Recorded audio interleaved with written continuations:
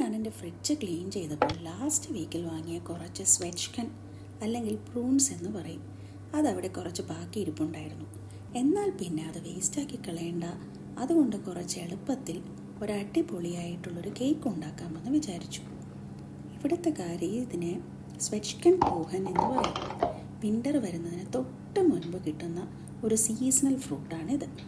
വളരെ കുറച്ച് ഇൻഗ്രീഡിയൻസ് വെച്ച് വളരെ ഈസി ആൻഡ് എഫേർട്ട്ലെസ് ആയി ഉണ്ടാക്കാവുന്ന ഒരു കേക്കാണിത്.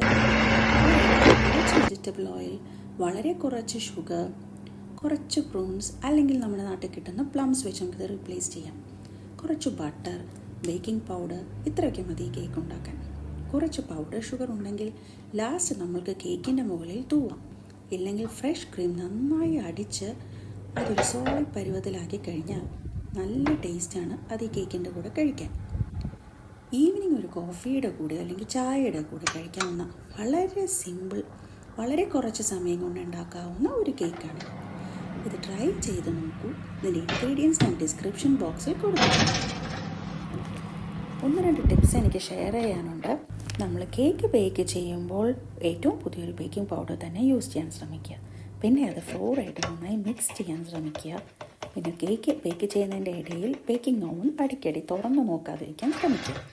പിന്നെ ബേക്കിംഗ് ടൈം ഈ കേക്കിന് വേണ്ടി എടുത്തിരിക്കുന്നത് ഒരു 12 to 15 minutes ആണ്.